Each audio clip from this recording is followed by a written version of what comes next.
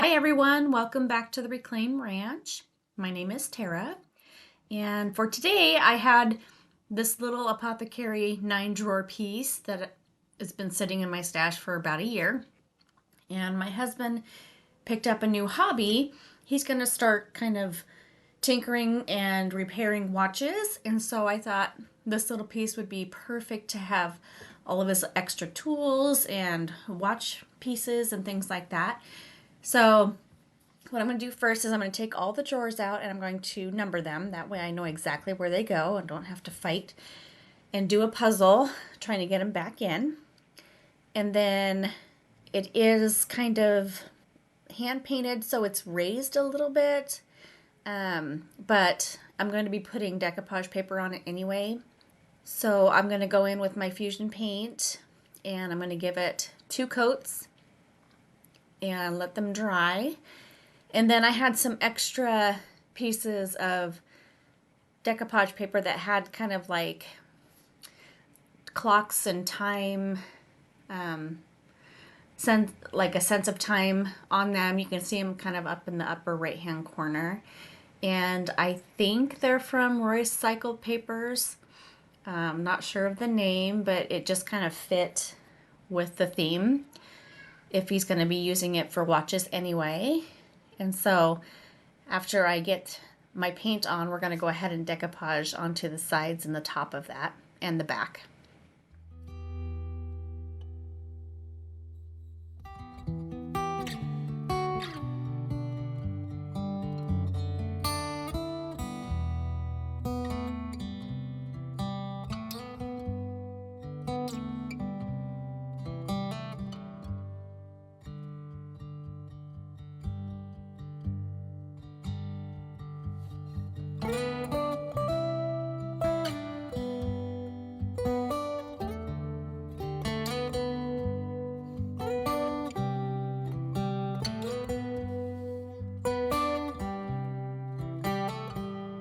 So this is that decoupage paper, and it has like, looks like the face of a watch on it. I thought it would be just perfect. And I wanted to make sure to have that lighter base underneath so that the image would pop really well. And so I'm using my Fusions Transfer Gel and Decoupage Gel to place these on. And I like to do a starter strip at the top and then work my way down. And that minimizes the wrinkles and bubbles. And then I'm going to go ahead and seal it. This one didn't have very many wrinkles on it, so normally I use my heat gun in between this step, but I'm going to just seal it with the transfer gel and then heat it, and that'll release any of the leftover air underneath. And I'm going to go ahead and let those dry, but I'm going to do the back, the sides, and the top. And then I use, once it is dry, I use my little finger sander, and I think it's like 80 grit sandpaper. And I just go in a downward motion on the paper, and that's going to make a nice clean edge and take away any of the excess. So we're going to do this second side here. I just think this is a really cool paper especially for mechanical things, and it's antique-ish in a way, which a lot of the watches that he wants to work on are completely antique, so it fits perfectly with the style. And then I will end up painting the rest in Fusion's color Ash. And that's a perfect color. It's not a super dark black, but it does have kind of a dark gray tone to it, which matches really well with this decoupage paper.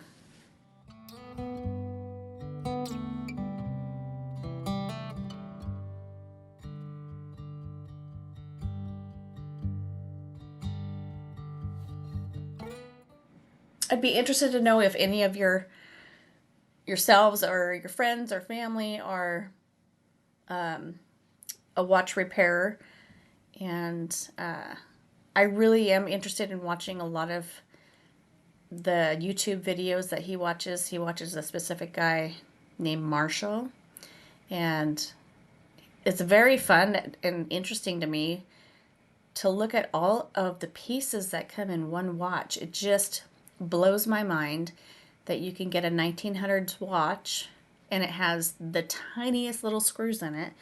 And you wonder, I mean, we didn't even have cars in the early 1900s.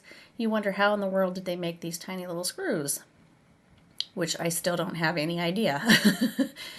But it's just fascinating how they can make an automatic watch where it doesn't need batteries. It just automatically goes with springs and gears and all kinds of little screws, and the way they intricately are put together to make this little watch run is just amazing.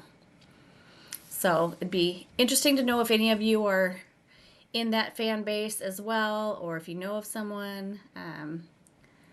He's just starting out, so the more he can learn, the better. And I butted up the ends there, and then I'm just going to take, when I start painting, I'm going to just paint the edges and kind of blend it in so that you can't tell where the two papers meet. And again, I always go down in a downward motion when you're removing that excess paper, but you want to make sure that it's nice and dry. And then it just leaves you that beautiful clean edge.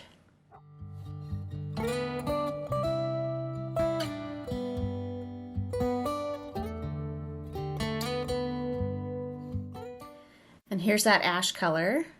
So I'm going to do all the little front cubicles, the bottom, and then along the edges of the decoupage paper to make it look more vintage and kind of blend each other in. And this again took 2 coats. You got to be really careful when you're doing paint around the drawers, because those drawers were really kind of a tight fit. So I found that I had to sand some of the paint away from the drawer edges so that it could fit back in. It was just getting stuck every now and then. So just kind of be aware of that.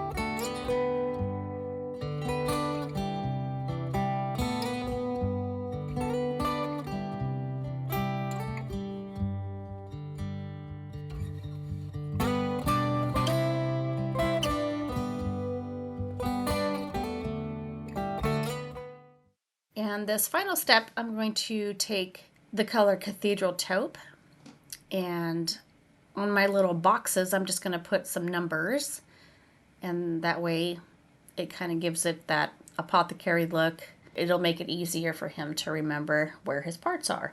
And of course, he can always label. I left some room on the top of the drawers where he can label what's in the drawer. So this first one, I tried using a thin mount to stamp it on, and after I did it, I was like, well, it's probably just easier to paint the numbers and then just use my fingers to stamp it.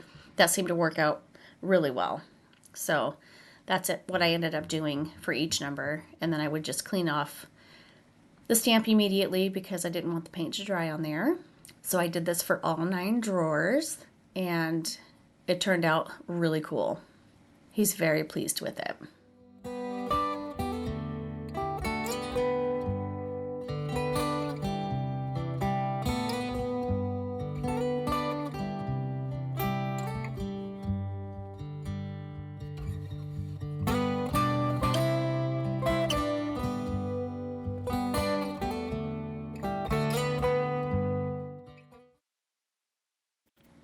All right, so this next project was one that was in my inventory for quite a while. I found this piece of wood for, I believe it was $6.99 at a thrift store. And what I'm going to do is, it was very, you couldn't quite tell in this picture, but it's very kind of an orangey tone. So I'm going to take Cathedral Taupe from Fusion. I'm going to add some water to it, and I'm going to try and do like a whitewash over the top and just tone down a lot of those orange colors.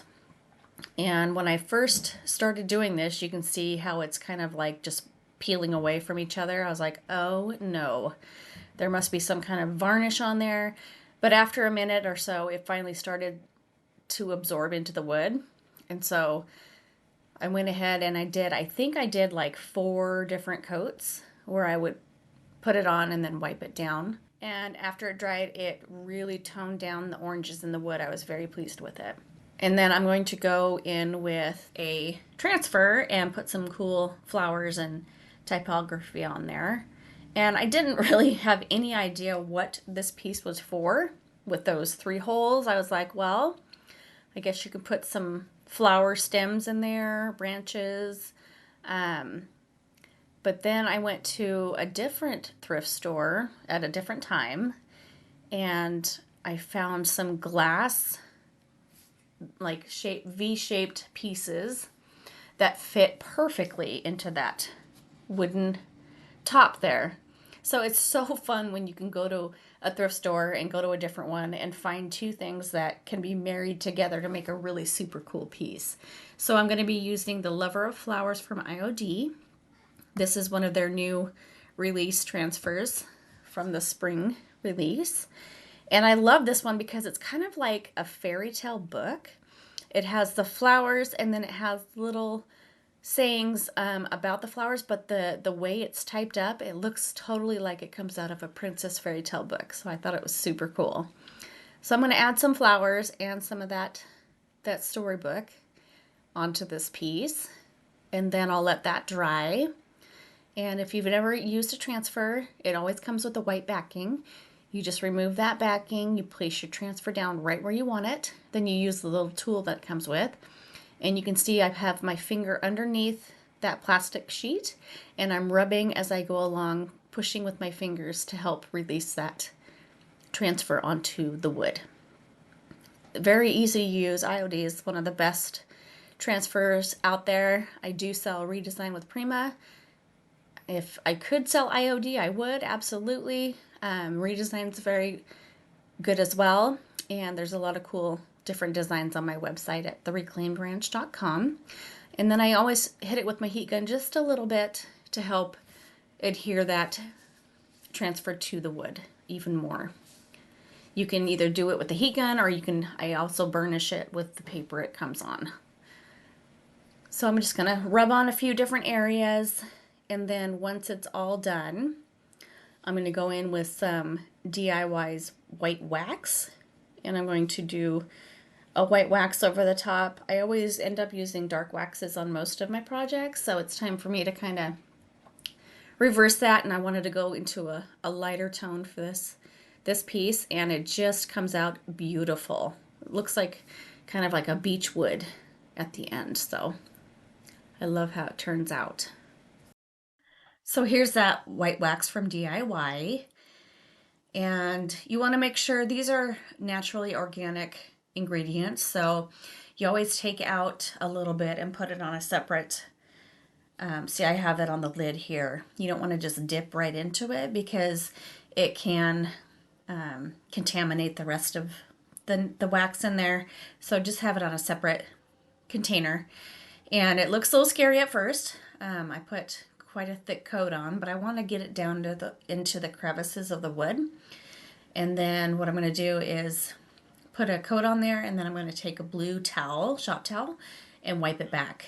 And you can see it just takes that top coat off and leaves the grooves with the white wax in it, and it's just so pretty. I love the way this came out. So I'm going to do 1 coat all the way around, and then this project will be complete. So here is that glass vase I was telling you about. I got 3 of these. They're $1.99 each, and it just fit that project perfectly. And this is the little apothecary piece. Let me know what your thoughts are on this, and tell me which one was your favorite. I really like this, and my husband thought it was pretty cool as well, and I'm excited for him to start his new hobby. So y'all have a great weekend, and I will be back here on Tuesday with some more thrift flips for you. Take care, y'all. Bye.